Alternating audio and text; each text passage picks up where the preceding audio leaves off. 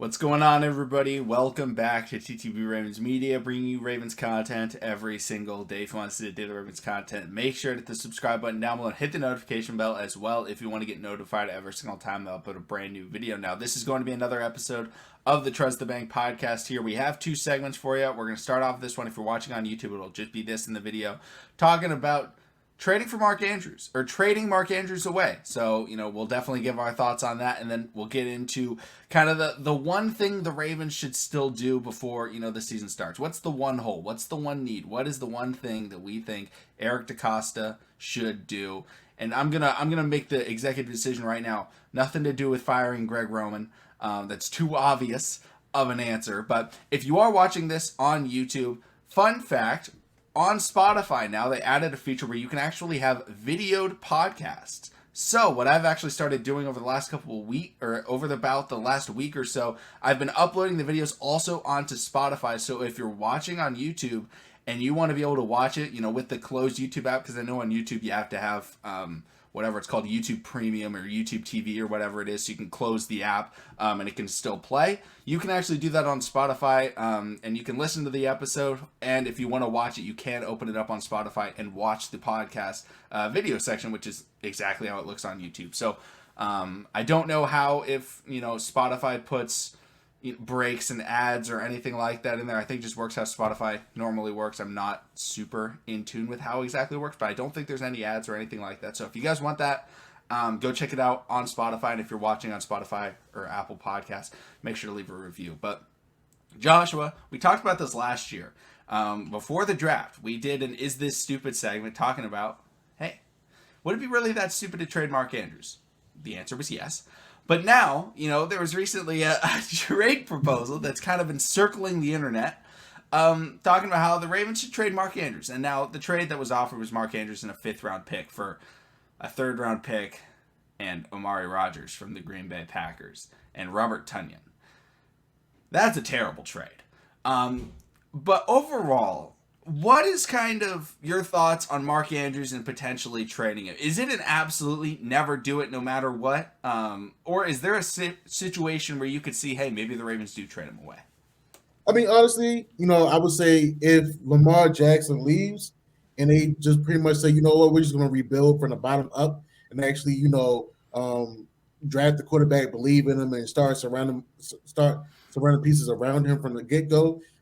I mean, I can see that possibly happening. But I mean, we lock Mark Andrews up. He's one of the best tight ends in the league. Arguably, we know how to produce tight ends, and right now, yes, people could say, "Oh yeah, the tight end room is very overcrowded," but at the same time, it's not to the point where it's someone trying to fight for more reps or trying to take over the leading spot. Hayden Hurst. So it's not that type of situation at all here in Baltimore right now. So I mean, it would be crazy to trade away Lamar Jackson's number one target in Mark Andrews, but is it possible? It is, because they just showed that it's possible to trade away their wide receiver and make a bigger statement in addressing a bigger need. But anything can happen with the Ravens. So being a Ravens fan, you just got to be able to take the punches.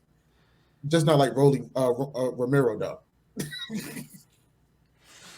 Yeah, for me, I like what you brought up. The only way we trade Mark Andrews is if we lose Lamar Jackson.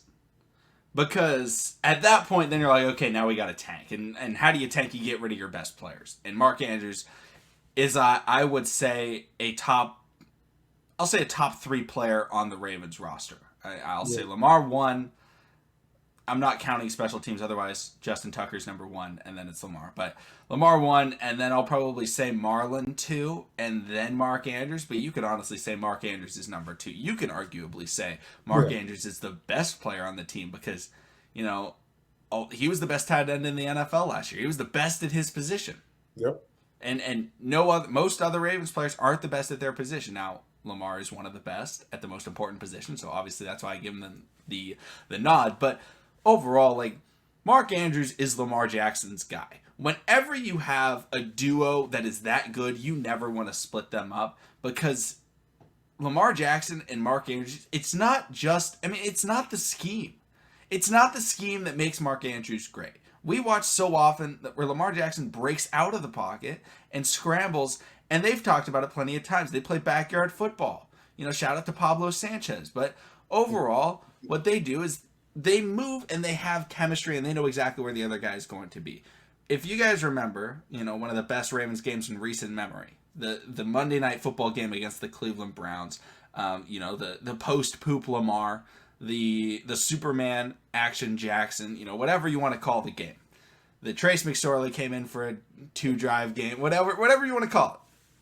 In that game, we saw Lamar Jackson at the end of the first half make an unbelievable play to Mark Andrews to get them into the red zone. Or maybe they even scored, but I think it was to get them into the red zone, where Lamar Jackson rolls out to the right and throws it up to Mark Andrews, who broke up the sideline, and he is able to catch it behind the defense and run up the field. That's not something that's taught. Now, I love the Ravens' new tight ends. I love Isaiah Likely, Charlie Kolar. I like a lot of the guys the Ravens have, from, previous years undrafted players, all that stuff. The Ravens have a lot of potential there. However, the Ravens don't have anybody outside of Mark Andrews in the entire roster, wide receiver, tight end, running back, that has that type of chemistry and ability to play with Lamar Jackson. Hollywood was the only guy that had it. Hollywood's gone now. So, when you have guys that have wide receivers or tight ends that they are that familiar with, you don't want to lose that. Look at Tom Brady. Yeah, he lost out on Randy Moss. But Randy Moss was just open. You know who he didn't want to lose out on ever? Gronk. Because those guys knew exactly where to put the ball. Edelman. Edelman knew exactly where he was going to put the ball. He had to make sure that he had his guy there. Because if you don't have your guy, it's going to be much more difficult to get that ball. Joe Flacco, who did he have? He had Torrey Smith. That was his guy, right? That was the guy that he knew where he was going to be. He also had Dennis Pitta. For the hip. Yeah, like when you have players like that have that dynamic of a duo. Patrick Mahomes no longer has, Tyreek Hill. Like those, and Patrick Mahomes, what was he able to do? He would just back up and he would just throw, and he wouldn't even throw it to where Tyreek is running. He would throw it up, and Tyreek would be like, "Oh, I know he's going to throw it to the left of me," and he would just break left, running a 9 route, and he'd be like, "You know what? Mahomes is going to throw this to the middle of the field. I'm just going to completely turn." That's the type of chemistry that they have. I like all the Ravens wide receivers, but unless we see one of them develop that chemistry, that rapport with Lamar, we can't get rid of Mark Andrews because that's the guy you go to when you need to score. The Indianapolis Colts game this last season was, I would say, the most impressive game from Lamar Jackson. And down the stretch of that game, what were the things that happened in that game? The first big play was Hollywood Brown for a streak on the right side of the field. Lamar hits him. What happened the rest of that game? Mark Andrews over the middle. Mark Andrews over the middle. Mark Andrews over the middle. Mark Andrews over the middle. They start going for 2-point conversions. What did they do? Mark Andrews over the middle. That quick flip pass. What do they do when they go for 2? Hollywood Brown. Getting it to him. It's all about the faith and the rapport that you have with those players. You know who didn't have a good rapport with one of those players? Tyler Huntley. The Tyler Huntley Hollywood Brown connection is the worst connection ever. They were never on the same page. I like both of them as players. They're both good football players, but they just could not get in rhythm. And when you can't get in rhythm, it's going to hurt your team. And Lamar Jackson and Mark Andrews are maybe the best tandem in the NFL. I think you can argue one. Honestly, I think you can only argue one other tandem, maybe 2. Mahomes and Travis Kelce. Yeah. And then you could say Brady and Gronk, but Gronk, we don't know if he's back. So that's about it. Everyone else is gone. Russell Wilson and Tyler Lockett is gone. Aaron Rodgers and Devontae Adams is gone. Mahomes and Tyreek Hill is gone. All of the best quarterbacks are losing their best weapons. You can maybe argue Josh Allen and Stephon Diggs, but they're great together. Don't get me wrong. They're both fantastic players, but I feel like Lamar and Mark Andrews is a better rapport. They have that chemistry down better. Stephon Diggs make Josh Allen. I'm going to just put it out there. Ooh. I'm going to put it out there. Okay. So, let's be real about that. Yeah, Josh Allen got a cannon, but once they made that trade, Stephon Diggs has made Josh Allen who Josh Allen is. I'm just saying. We can argue that all day. But yeah. So overall, like, you can't get rid of a target like that because it's just going to hurt your team. What happened when Deshaun Watson had a rapport with a guy named DeAndre Hopkins? And then for some reason his team stupidly traded him away. The rapport was gone, and all of a sudden Deshaun Watson was in a very tough situation and really struggled because he had no running game, he had no offensive line, and he had no wide receivers or tight ends. No, You don't lose your rapport. No, I mean, I definitely agree with you on that. I mean, it would just be asinine and just straight up ludicrous during Lamar Jackson's contract year to let go the only player that he has the best rapport with. I mean, granted, yes, he's been working in the off season with Rashad Bateman and also James Prochet the second, but like you said, him and Lamar and Mark Andrews has the best rapport because they actually have game time experience together. I mean, not to say that James Prochet doesn't have game time experience, but when you're a quarterback, you got to have those guys that you know you can trust that can come out in the clutch. I mean, eventually, I feel like those guys will eventually develop, into those those guys that Lamar Jackson can trust. But we all know who was the main two targets for Lamar Jackson when it came down to bringing back the team, or fighting back, or even just being in the lead. I mean, Mark Jackson.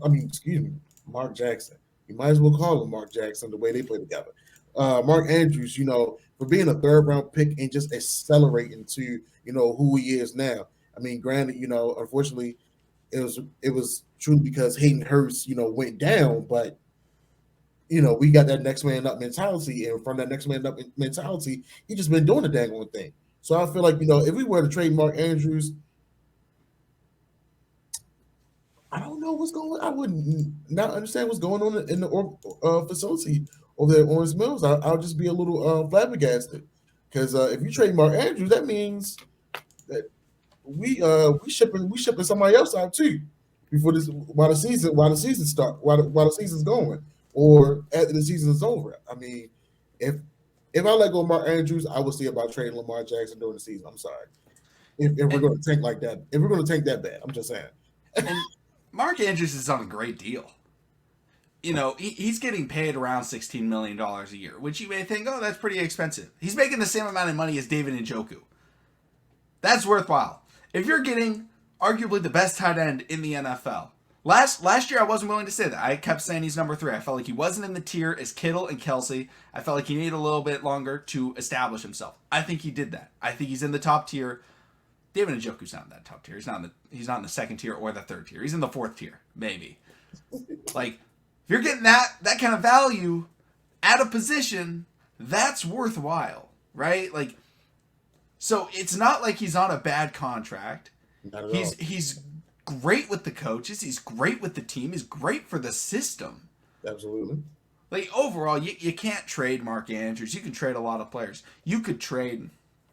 I'm not saying the Ravens should trade, but you could trade Rashad Bateman. You could trade J.K. Dobbins. You could trade Gus Edwards or James Prochet or any of the wide. You could trade it. You can't trade Lamar. You can't trade Ronnie Stanley. You can't trade Mark Andrews. That's the offense, right? That's who the team is built around. The system won't work without those guys. Now, I hope Rashad Bateman becomes a piece of that system and he becomes untradeable. That's the hope. I'm not saying the Ravens should. They should not trade him, but they could. If they got some ridiculous return. I talked about how I would be willing to trade him if it was getting us a top 3 pick in the draft or something like that. Something ridiculous. That's not happening anymore. So, overall, Mark Andrews should not be traded, will not be traded. Honestly, can't be traded because of how detrimental it would be, but I don't know. I don't know what he would have to do to get traded. Maybe he just didn't like U8 yet. Like, he was like, Lamar, that's a dumb name. And Lamar's like, trade him. It's like in The Dictator when he's just like get him out of here. He had to be in the doghouse like the whole season. He had to be literally inactive player the whole season. A healthy scratch. Matter of fact, The first game of the season, he puts up 200 yards, 3 touchdowns, and after that, he's just an inactive player for the rest of the season. He's been in the doghouse for having a good game the first week of the season. That's the only way Mark Andrews gets traded. Yeah, I mean, unless he just came out and was just like, I hate Baltimore. Yeah. I hate Lamar Jackson. Like, it's not happening. He loves Lamar. There had to be some real controversy that the media is currently looking for at Owens Mills facility every day, all day. Yeah. But let's get into the next segment. If you're watching on YouTube, go check out the full podcast platform. You can even watch the video on Spotify now. So